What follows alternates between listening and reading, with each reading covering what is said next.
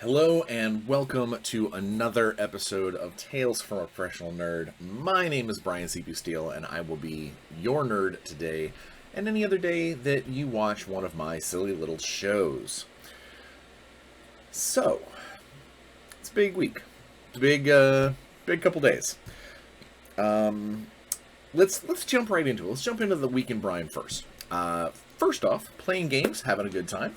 Our weekly Curse of Strahd game, or our bi-weekly Curse of Strahd game, got canceled. There was a lot of people that just couldn't make it on the road doing student things and bettering themselves, all that kind of stuff. And then we did get to play our Waking Realms game last week, and that was super fun. Waking Realms is the homebrew D&D game where I get to play my capoeira cat monk. Wah, wah, wah. We kicked some vampire butt. The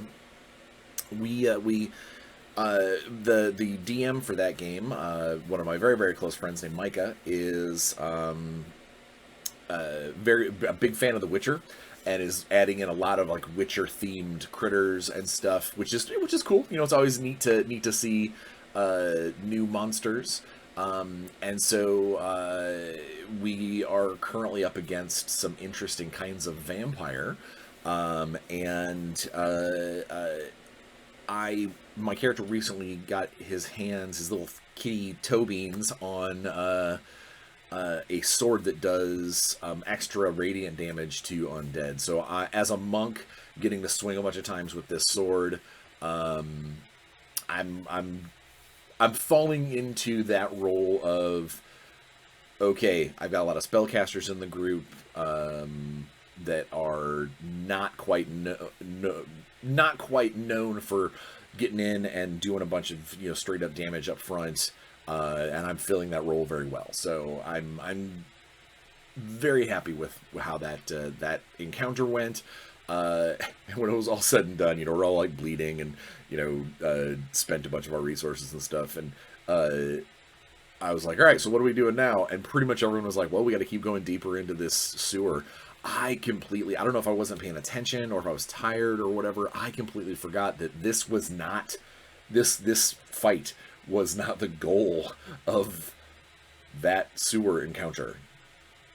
So I blew through a lot of my key points. I used my superiority die from my feet. Yeah, we'll see how this goes. We'll see. When we play again next, we'll see how that unfolds. I have been playing my normal Sea of Thieves has kind of taken a little bit of a back burner to Tiny Tina's Wonderlands, which I've said it before.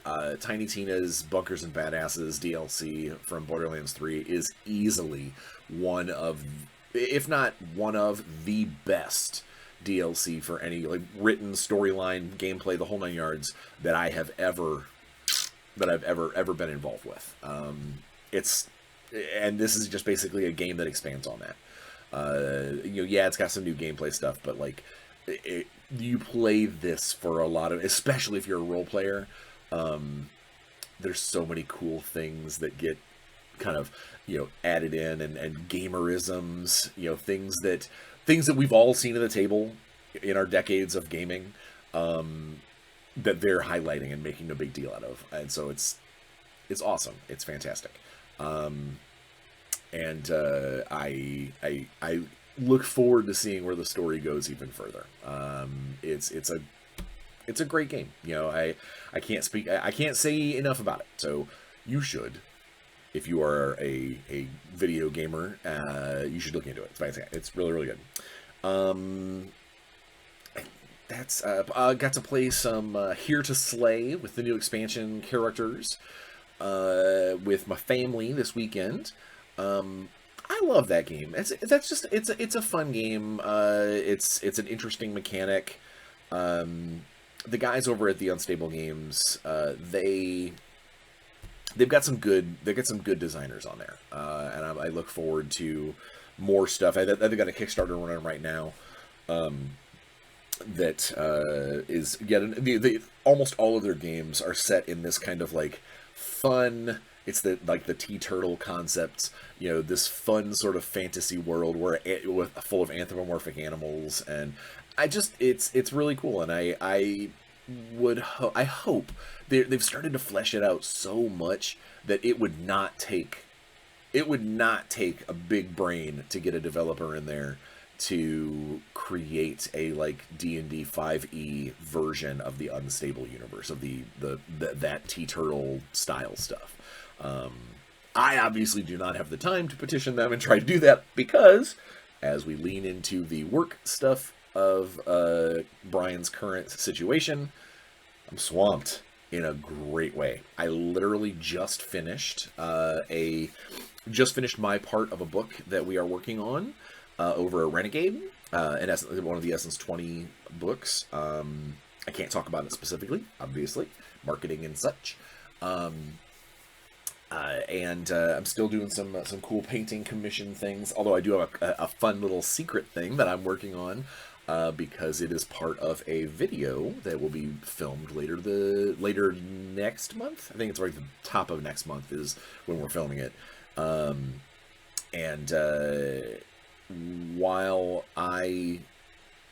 When we get it filmed, I will probably, if I can get the footage, I will probably do an episode that talks about it here. But until then, it's still a secret. But speaking of work stuff, something big dropped this week. Something very, very, very, very big. And that is the official announcement that I will be the ongoing project lead for Warzone Eternal. That means that Resnova as a company has basically put me on retainer to take care of a lot of the day-to-day, week-to-week, month-to-month stuff that Warzone Eternal will need. And the reason for that is while we did a ton of design work to lay out like the first year's worth of releases at least, we know that should this game take off and should it need the attention that we think that it might, I'm going to probably need to address things on social media more. I'm probably going to need to maybe come up with scenarios every now and then, discuss rules issues, all the same stuff that I've been doing, but in a legitimate and official capacity, rather than just, oh, hey, I was the guy who wrote this, so you should listen to me. Like an actual, here's the employee of the company saying, as per his contract, blah, blah, blah. It also means I get to do a little more planning on an official level, which makes me very happy. I know I am completely confident. I have zero doubts that Warzone Eternal is going to do very well with the skirmish miniature game crowd. Particularly old fans of Dark Age, I think, are going to take to this like fish to water. But what that, knowing the past and knowing how how that community worked together and came together and became such an organic thing, part of that was because, and I'm not trying to like pat myself on the back or anything, but some of that actually came about because of having someone that is also a gamer, that is part of management and part of design, be able to talk to you as gamers, whether it's at a convention or on Facebook or on, a streaming channel or an AMA that I do through the channel here. Oops, I may have leaked it. But so it is definitely something that, I think is going to be good for the game. Definitely good for me and my brain, but also hopefully good for the players. I am a big fan of kind of open information as much as possible, and being able to talk on social media and being able to discuss things and point out errors whether it's on our side or the player's side, whatever the case may be. I think these are all good things. Where things become problematic is when someone basically takes it upon themselves to become hyperbolic and just scream to high heavens and, you know, complain about things that are not really complain worthy. Yeah, that can be a problem. But also part of this job, part of being a project lead on something like this, also means looking at those comments and diffusing them, letting that person know, that player know that, you know, to the best of our ability, we're trying to, you know, fix things. Thanks for letting us know in your own way about a situation. And then we get to take it back to, you know, behind the scenes and look at it and decide, is this really a problem? You know, is this something that we need to address?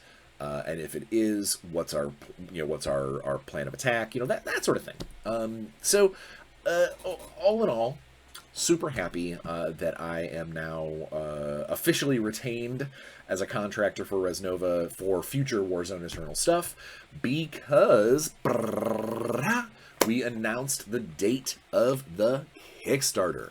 In the description of this video, you will see the link that goes to the Remind Me page for the Warzone Eternal Kickstarter, which will be starting on May 17th, 2022. I'm pumped. I'm jazzed. In the first like 18 hours of that link being open, we've reached almost 500 people that are already like, yes, please let us know when this comes into effect.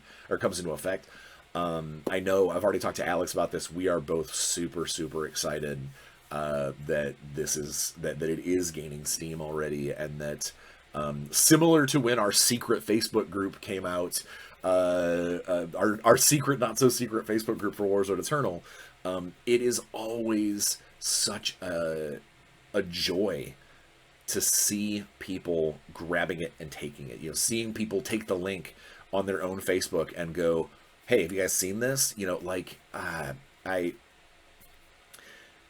gamers are wonderful. Yeah, for all the grief we give people sometimes for some of their views and critiques, gamers are wonderful ways to spread the word.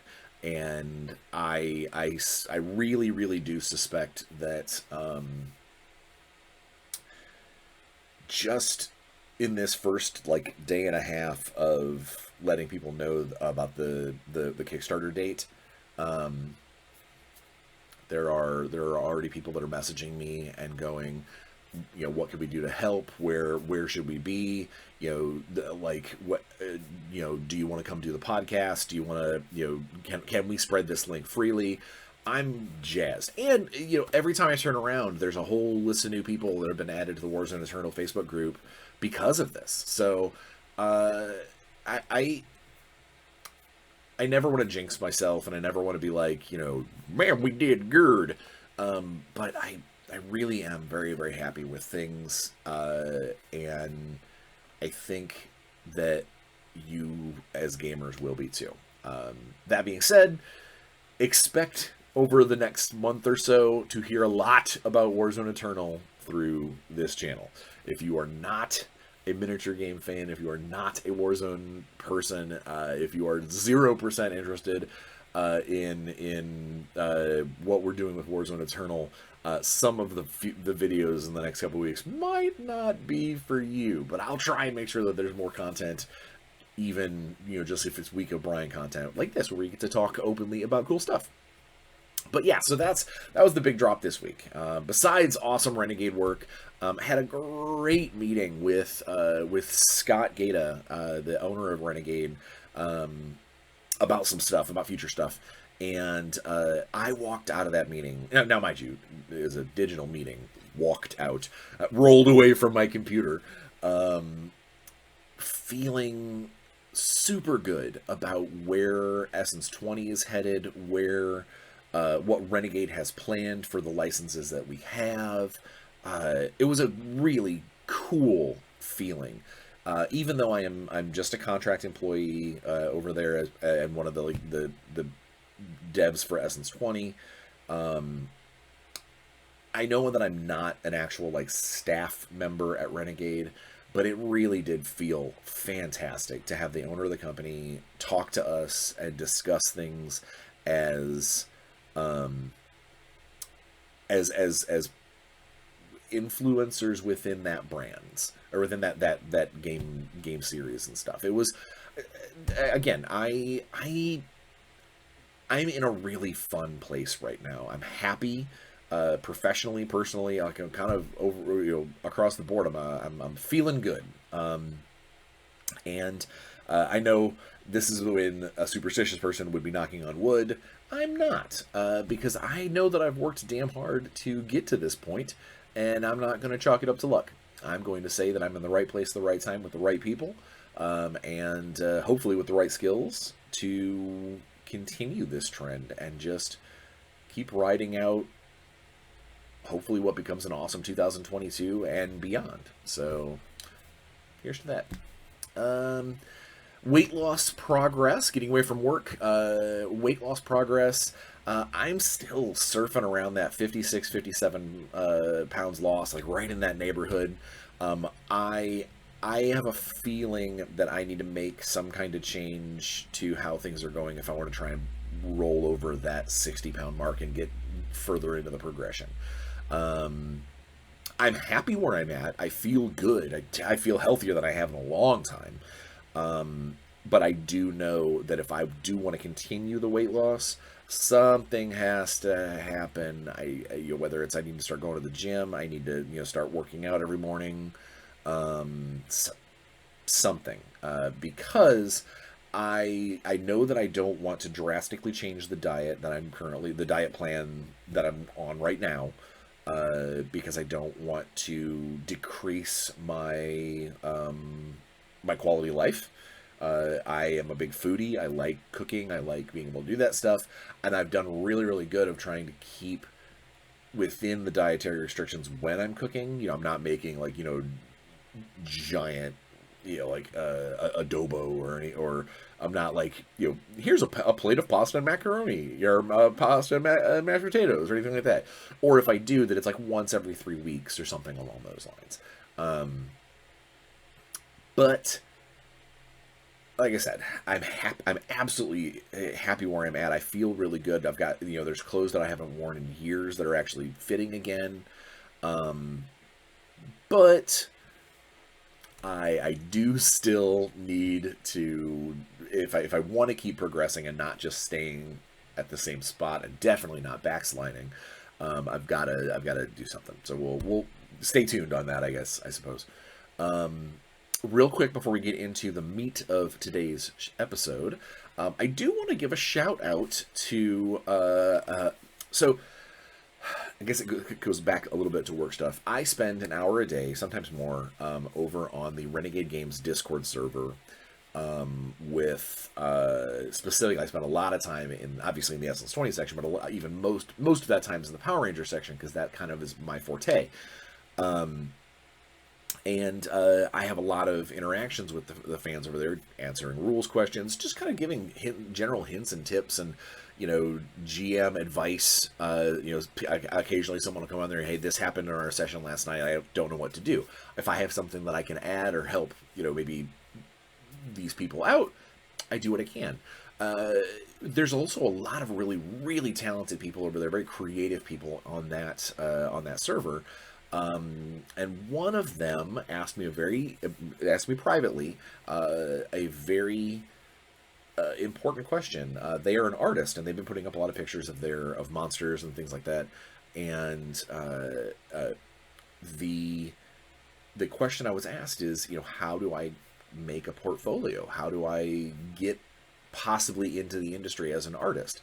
Now, I am not that kind of artist, but I have done art direction. And I have dealt with artists, and my wife is that kind of artist. She is a graphic artist, or a visual artist. And I know a lot of how things can work, and I also know it's very hard. I won't lie. It is very hard to get into the industry as an artist because there are a lot of artists, and some of it is you could be amazing, but if your particular skill set, if your style of art doesn't match to what the company or the art director wants. It isn't that your art is bad. It isn't that, oh, I don't like your stuff. It is your stuff doesn't fit with what I currently am putting out there, or what I want to put out there. And so there's a speed bump there. There's a hill to get over when it comes to trying to get into the industry. But if I can help somebody, I will. And so I talked to this gentleman. We were discussing things, and I said, you need to get together an online portfolio, and then start spreading it around. Try and give people some love. Well, he slammed together a very, very cool website. It's got an interesting landing page, and I am going to put that artist. His name is Martin Kohler, and I'm going to put Martin's website in the description of this video. And I suggest you to go take a look, even if it's just to give him some more following, give him some more attention, give him some props, and see some cool art, because he does have a lot of really cool stuff on that page. And he is always taking commissions. I know that his style would be really, really cool if you've got like a D&D character or a Power Rangers character or a monster that you want illustrated. Hit him up. See if you can get it commissioned. There is something to be said if you're a DM out there, if you're a game master, and you come to the table with a cool piece of art of all of your players as their team or as their party or something like that. That's the kind of thing that you could get prints made of and like have that be Christmas presents. Or you surprise your dungeon master with a picture of your party or something. Who knows? There's all kinds of things that they can have of this. Not to mention, I'm hoping that Martin, that by putting this stuff out there, that I hope he gets gigs, whether it's personal commissions or business related stuff. I am all about gamers supporting gamers, and I'm nothing if not a gamer on the outside, inside, and everything in between. So check out his link, and you show him some love, please. Speaking of links that are in the description, there is currently a Kickstarter going on for the revival of the fantasy skirmish war game called Kronopia. Kronopia is a skirmish level fantasy game where the world is just a little. It's not your typical Tolkien world. It is definitely a different background, different history. The races are different. The different species. Some are very, very unique, and there's all kinds of room to grow. As far as like other races that we know that exist in the lore that haven't seen armies yet, things like that. Well, Kronopia used to exist a long time ago. Kronopia originally was made by the same people who made one of the original Warzone miniatures games, and they actually ran on very, very similar systems. And over time, Kronopia, as those companies faded away, Kronopia faded away as well. And shortly after we started working on Warzone Eternal, which is actually kind of funny, Alex and I talked about that if Warzone Eternal did really, really, really, really well, that we would probably take a look at Kronopia in the future, because we both love Kronopia too. And somewhere along the lines, another company, another group of gamers, another corporate asset. Who are they called? What is the name of your company? Whoa. Is that Urwerk Verlag? Yeah, Urwerk Verlag is the name of the company. They bought the license and they redesigned Kronopia for a new audience. And they started redesigning the models and started showing off these things. And then they launched their Kickstarter, which is currently going. I don't have the numbers pulled up right now, but go check it out. I'll put the link in the description. But I did get to talk to one of their bigwigs over there, and I have something cool for today. Oh, wait, you clicked on the thumbnail and you saw the name of this video, so you already know that we're doing an unboxing. Bum, bum, bum, we're doing an unboxing. All right, so the unboxing, we're doing the unboxing of the Chronopia Demo Pack. Dun, dun, dun. So I literally, aside from getting it out of the shrink wrap, I have not opened this. I wanted this unboxing to be 100%. This is what you would get if your store gets a demo kit, and that way we can take a look at this piece by piece and go through it and get you guys excited to hopefully go check out their Kickstarter and throw them some bucks and get involved with this game, because I want this game to go off, because I love me some Kronopia. But one of the things that did come in the in that box that did get opened is a little set of flyers that later today I'm actually going to drop off at my local game store, because on these flyers, aside from having some cool art and stuff on the back, there is a free QR code that leads to a thing for a free STL. If you have a 3D printer, if you know somebody with a 3D printer, to do a Black Blood Trooper leader. Black Bloods are the Kronopia world's orcs. And if you look at the art of it, I'm going to try and get to get the shine off it. They're very almost, they're not like slope backed or like bestial. They are mean, savage monsters that are like draconian soldiers. Very almost Mongolian in feel, like old Genghis Khan style soldiers. I love the Black Bloods, and in fact, they are probably who I'm going to be playing initially until... So, my actual chosen race from old school Kronopia, I played Stygians, which were lizard people, more like snake people, but lizard people. But my favorite species from the original Kronopia were actually the swamp goblins. They were, little goblins like you'd expect, diminutive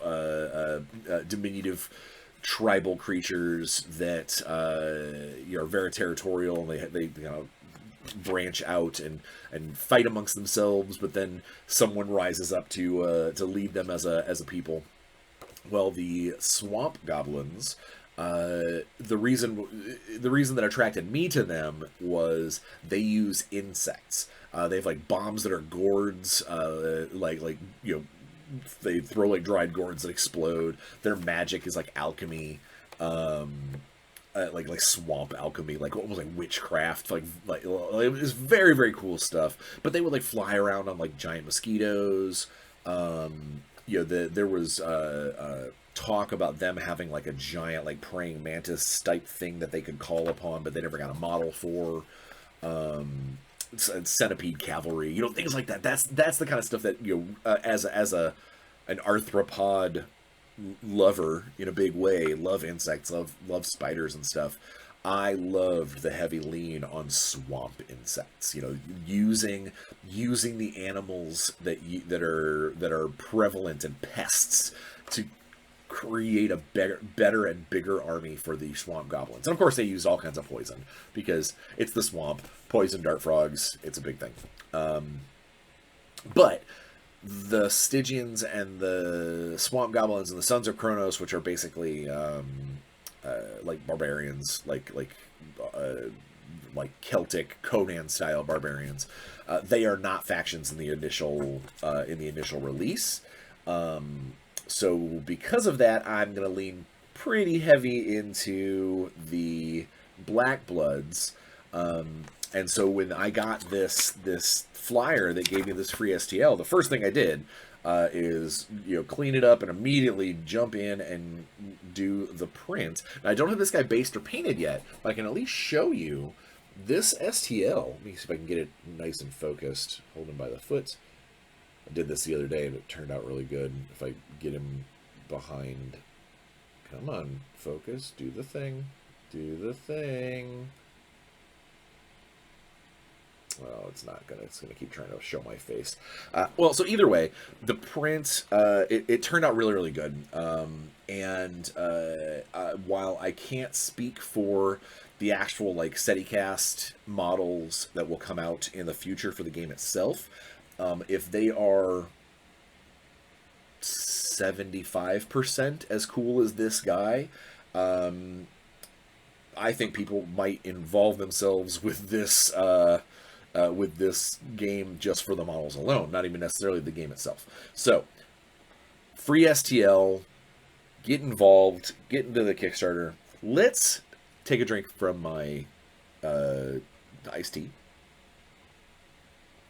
All right, iced tea has been drank. Let's crack open this demo kit. Let's get into the meat of the episode and figure out how cool is cool. All right, so it's a nice sturdy box. It's got a how to build the models on the back, which is awfully nice. It does say that it does require glue, which means that these are not snap fit or anything like that. These are going to be the traditional kind of models.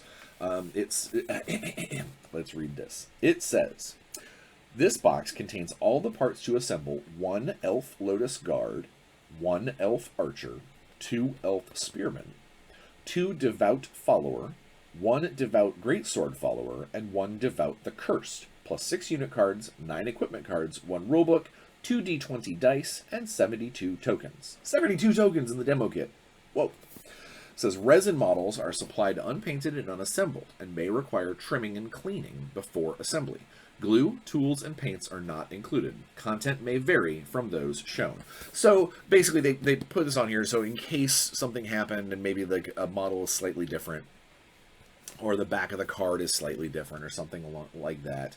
So yeah, let's crack this baby open and take a look. Real quick, the 2 forces they chose for the demo. So the elves in Chronopia are very high. They're not high like on drugs, although their lotus eaters are their magicians. Yeah, they actually eat. They eat the essence of these magical lotus flowers, and depending on the type of flower that they're eating, it alters the magic that they use. So that's kind of a cool take on elven magic superiority, is they grow these like lotus gardens.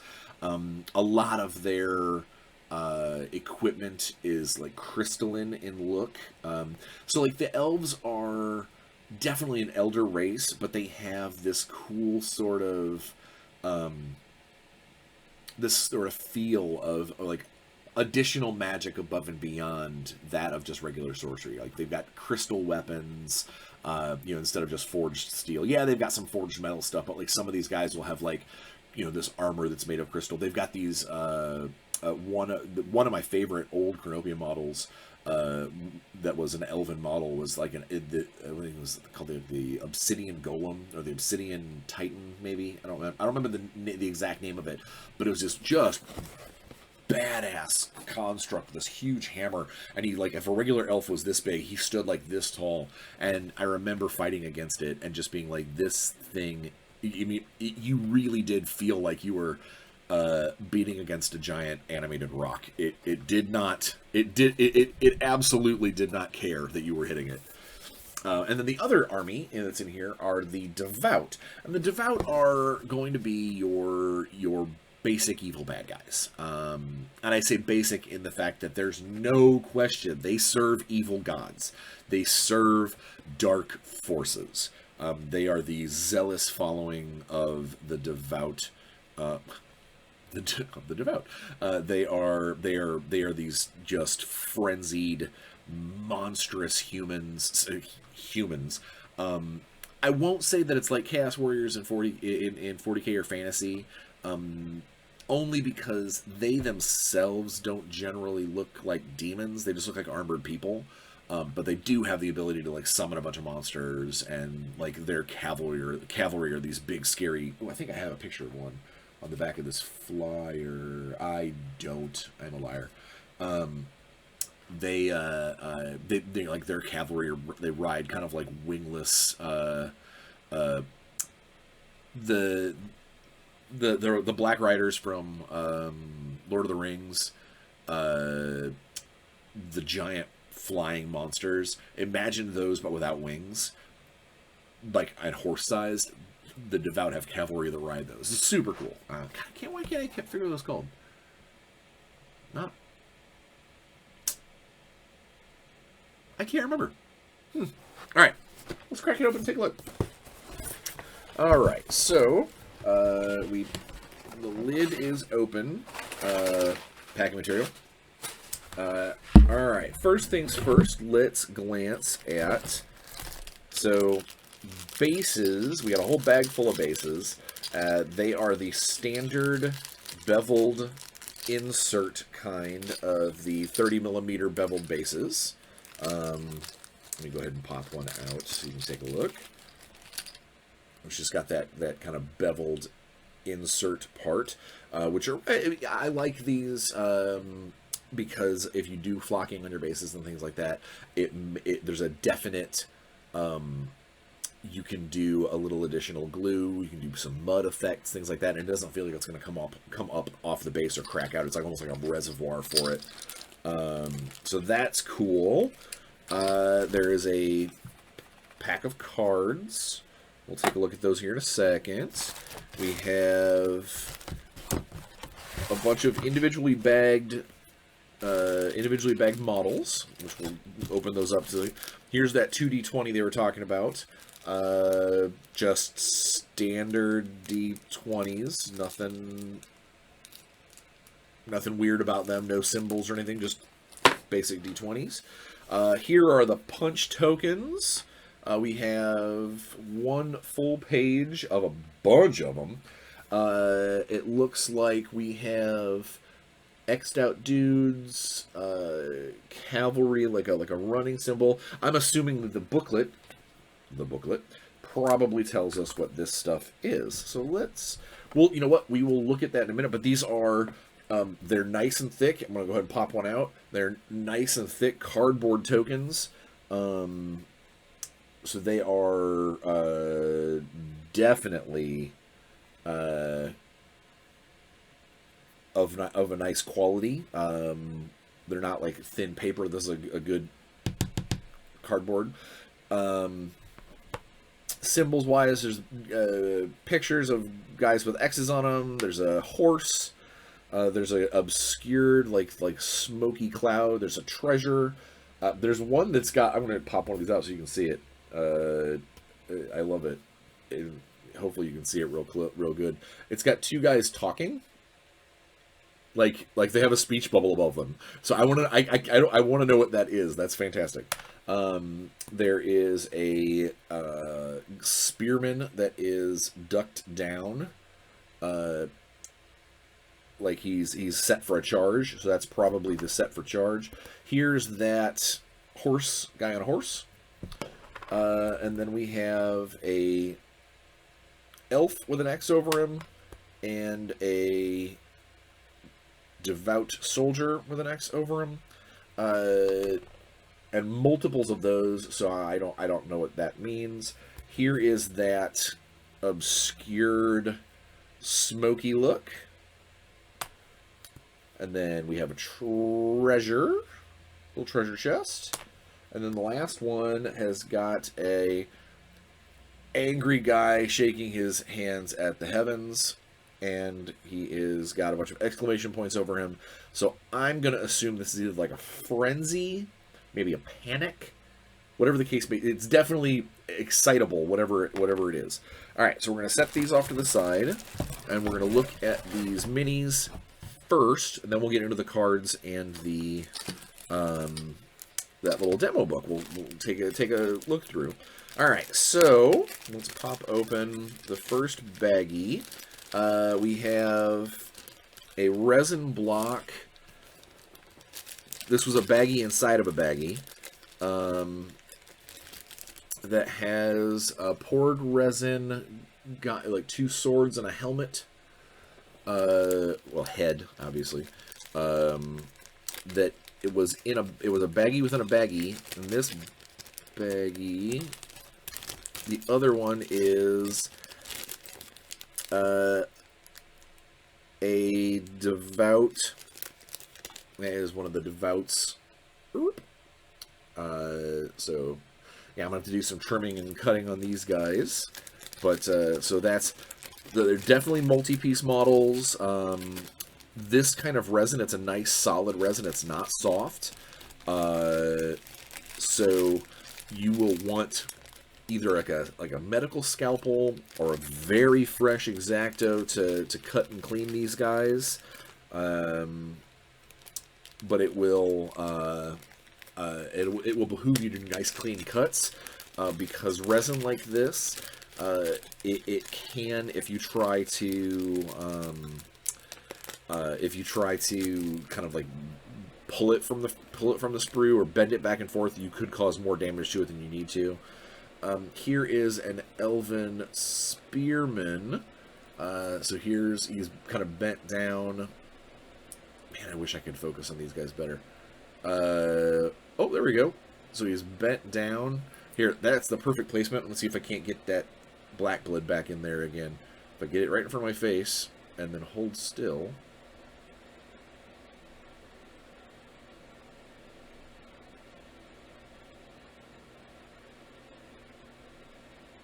Oh, so close.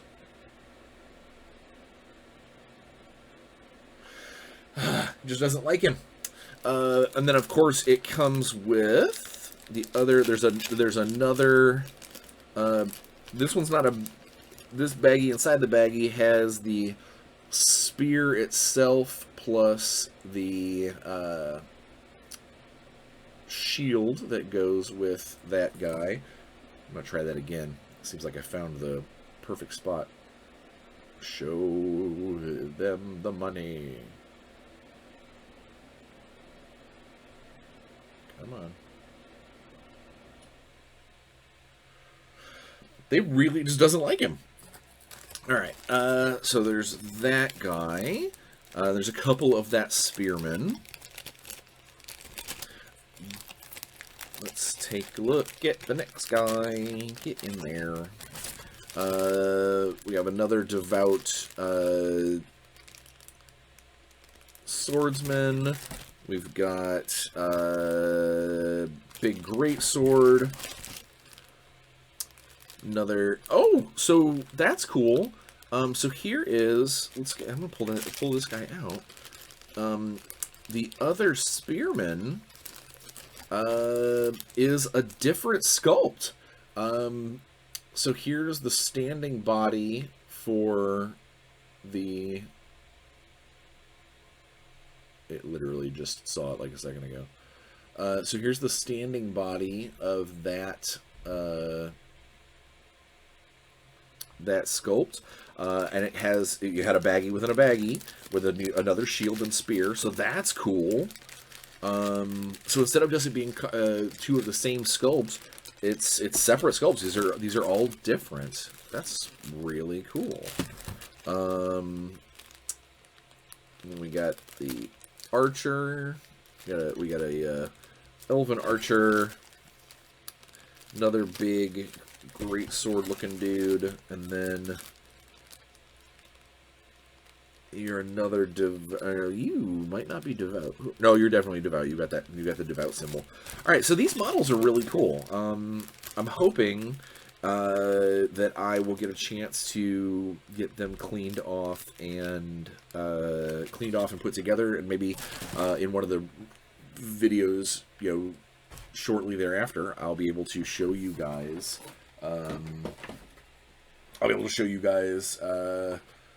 What they look like put together. Or you can obviously go to the website and look at them. Go to the Kickstarter and see them.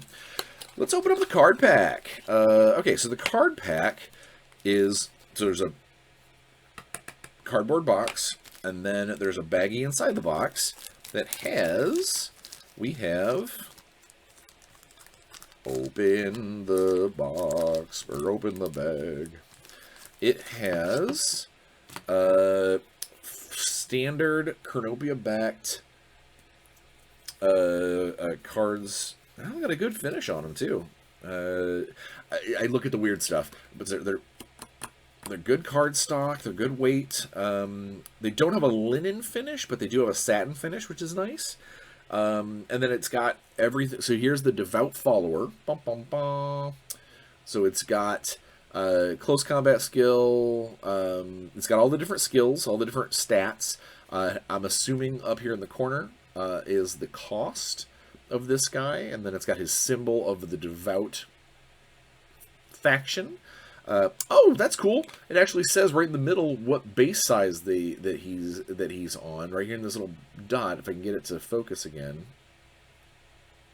Come on. Nah. It says 30 millimeter. So I'm assuming when more of these units come out that are on bigger bases, that it'll say right there on the card how big they are. It says model type infantry, classification mortal, unit type basic troop, warband, armor type 1, weapon, sword plus shield, charge bonus plus 2 damage. Then it says warband skills. He gets linebreaker and firebrand skills. Teacher Fear 1. Now, I'm assuming these are going to be explained in the book because it actually does not say here on the card what those do. So let's go there. Let's see, what else is in here? We've got a Devout Great Swordsman Follower. Yeah, so basically we've got these cards that show, and then we got the Cursed. Like they're kind of like big character in this set. Seems pretty scary. And then over here we've got the Elf Spearman, the Elf Lotus Guard, and the Elf Archer cards. All very cool. Alright. But then here's the other thing that I really like that came in this set. So little in that thing, small size equipment cards, like kind of like the kind of thing you would find in a board game, and it's got all of the stats for the sword. So let's take a look at that first guy, that Devout Follower. Says that he has sword and shield. Let me find if there is a card for that. There is a card. Wow, there is a card for everything. All right, so I found his. So he's got a weapon, sword, and shield, and then there are 2 cards that are the Devout Sword and Devout Shield that gives you the stats as to what they do. And so what's cool here? So there's art for everything. Each one of these cards has got art. The Devout Sword says, made in mass and in bulky fashion, this beastly weapon cuts as well as breaks what it hits. And then there's some stats there, you know, APL level 1, range base to base, number of attacks 1, critical 1, damage 10. So it's just basically, you know, the stats for that weapon. But what's cool is, what I like anyway, is if I've got this Devout Sword equipment, what that means to me is that if you were playing this game and you wanted to play a little more narratively, or if you wanted to alter the units, maybe I could flip out, like maybe there's another card in the set when the game comes out completely that like Devout Axes, or if I wanted to run this a little more narratively, maybe when the Devout Follower dies, I can take this equipment and put this on another guy or something like that. And then so the Devout Shield says, followers of the Dark One are not only protected by their zeal, but also by shields bearing his heraldry. And then as a special rules, when in the front facing, apply a -1 to AG and -1 to hit modifier against shooting attacks. So basically you get your shield up against arrows, and you get -1 AG. I'm assuming that's going to be like an armor protection sort of thing. And then other cards we've got, obviously we have the Devout Two-Handed Sword. Just a big old monster. Which, the quote on that is, this beast of a weapon can be used both to cleave through flesh and bone, as well as enemy light fortifications. And then, any other Devout stuff before I get into things? Yes, the Devout Two-Handed Battle Axe. Fabled to hold the essence of a minor Dusk Realm entity within it, this weapon makes its wielder fly into a berserker rage. So it's just a big scary axe for people to murder stuff with. And then elf stuff, we've got a shield. Beautifully designed to depict the lotus plant. The elven shield can withstand heavy blows and still form a wall of steel and determination. Does the same thing as the other shield. It's just got a cool picture and stuff. The elven spear, crafted in a slender and elaborate fashion, elven spears should not be mistaken as brittle. A bitter lesson that many a foe have come to understand. Just cool. Then we have the elf dagger, a simple yet elaborate weapon that is used as a last resort for self-defense. Okay. Elf longbow, lightweight and sturdy, the elven longbow has bowstrings made of lotus stems, giving its wielder superior capabilities. So that's cool. So a little lore in there to show what's up with the longbow. And then the last one is the elf two long swords. So it's one card to basically show that a guy has got two weapons. It says it is a difficult skill to wield two weapons at the same time, but at the properly trained hands, these long swords create a whirlwind of steel and death. So that's cool. And then the elf lotus guard is the one that has weapon two long swords. So, all right. So that's the cards. Those are cool. I dig that. I like the equipment cards. They're not only are they pretty, but it means that I have some flexibility. And honestly, it's one less thing that they have to print on the stat card, is the stats for all the weapons. So that's neat. Let's put them back in the box. And then let's take a look at the demo book. Like, it's pretty thick. It's the demo rule book. It's got all kinds of little art bits and sketches and stuff. Now, I will say this.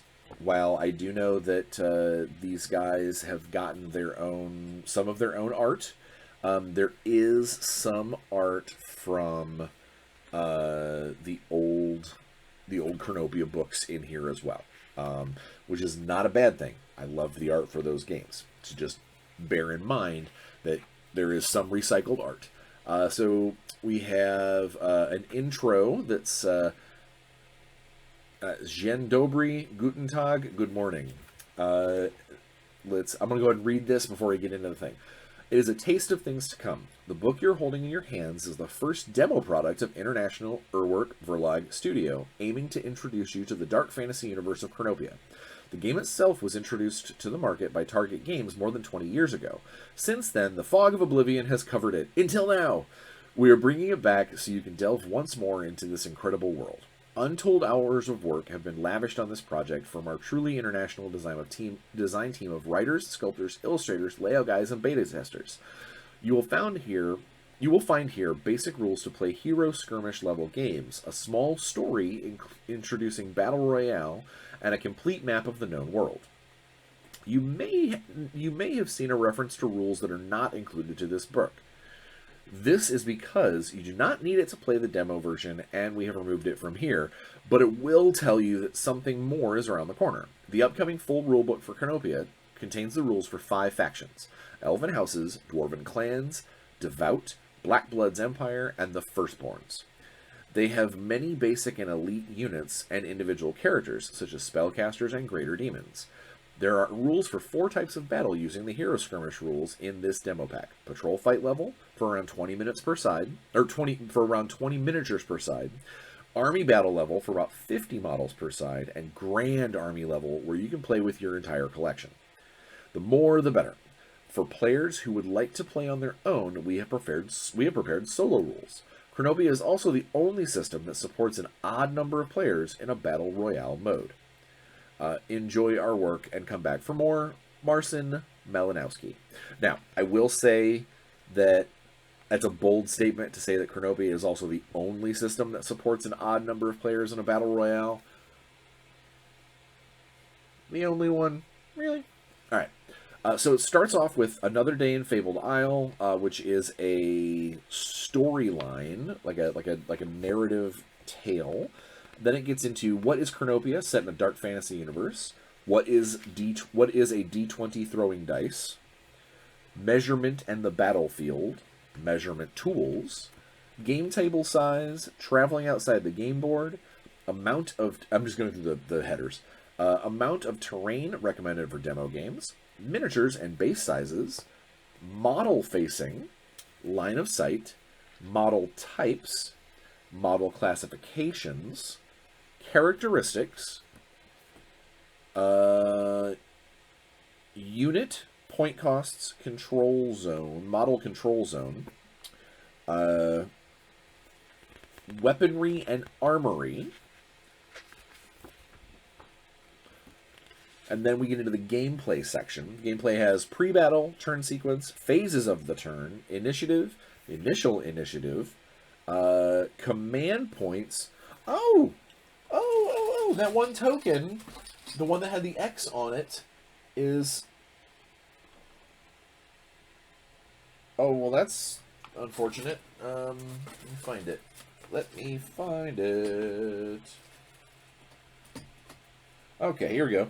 So there is a difference between, there's this guy, where it's got the elf on both sides, but then command points, there is another model. I've looked at one of the devout guys, but on the other side has got a finger, like a pointing to go finger. Oh, cool. Okay. And it sounds like you use command points to move your models and use command points to do things during the game, like countercharge or re-rolling dice. That's cool. That's very cool. Activation phase, movement rules, advanced movement, shooting, target priority, perfect successes and fumbles. Then there's some 2 hit modifiers, close combat. There's a clash involved, called a clash fight. It says definition of a clash fight. You are considered to be in a clash fight if you or your opponent's close combat weapons are in range of 1 or more enemy models. Okay. Critical hits, perfect successes, fumbles, definition of a free slash. When your model runs away, you get to free slash somebody, so that's neat. Damage in close combat. Dazed. Some of those other tokens are double-sided too. Oh, very cool. I didn't even look at the back. Where is that one? There it is. So the one that has Dazed is on one side is that got that cloud in front of it, but then on the other side it's got him kind of standing there with stars above his head, having dropped his weapon. That's neat. Okay, cool. Cool. Attacking panics and dazed models. Then the results of the fight. And there's a break test. So there's going to be some psychology. Very cool. We've got fear. And then some sub-skills, special skills like brace or line breaker. Those things that we saw on the card. Here's what they are. Rules for terrain. And then we get into greater loadouts of the models that come in in the demo kit. So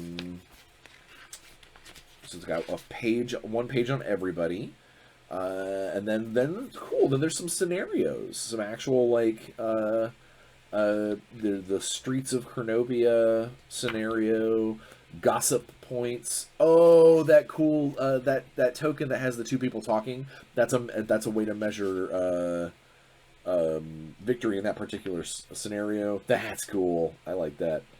And then, this is cool. I hope this is something. I haven't looked.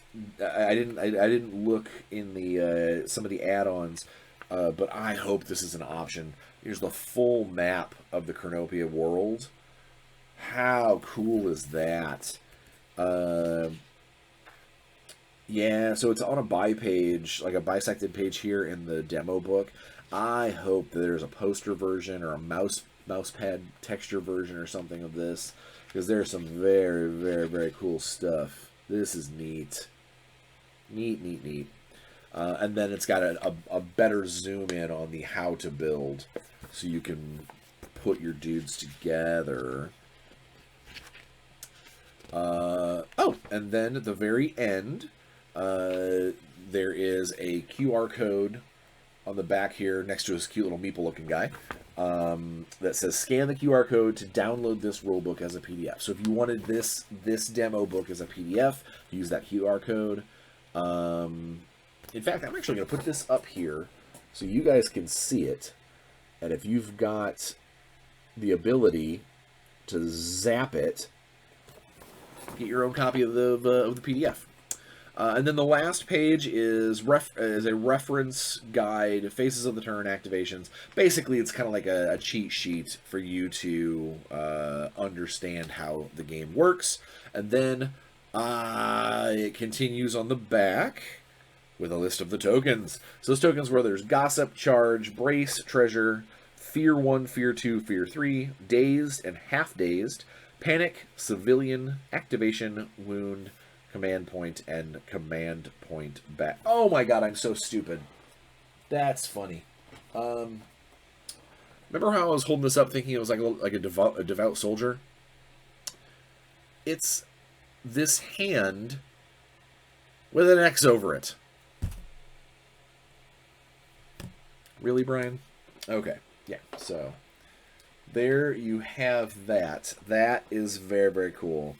So that is the demo kit unboxed. I haven't had a chance to play yet. I obviously need to get the models put together. So I will be giving you a report on that in the future. I will fill you guys in. In the meantime, hop over, follow the link in the description of the video, hop over and take a look at their Kickstarter. Give them some love, even if it's just a couple of bucks to be on the comment board and ask questions and get involved.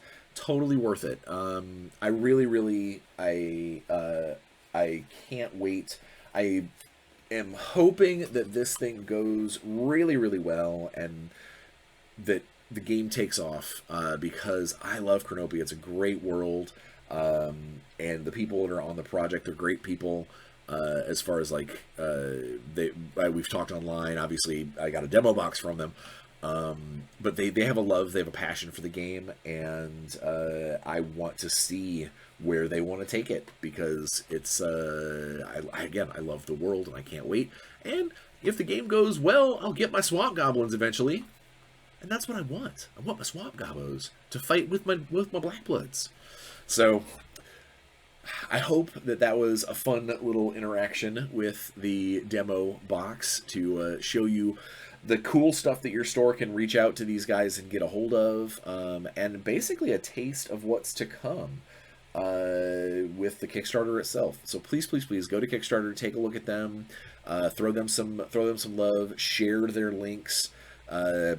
Do what you need to do to be good gamers and get the word out here and get this game off the ground, because it really I think it's going to be a lot of fun, and I can't wait for people to get to sink their teeth in a world that's 20 plus years old that I used to love to death, and getting to see new blood in it would be fantastic. So you know what I'm going to say here, and that is be safe. Get out there, wear your mask if you need to, get vaccinated, get your boosters, be safe, but get together, put a smile on someone else's face, and enjoy yourself. But most of all, play some games. We'll see you next week.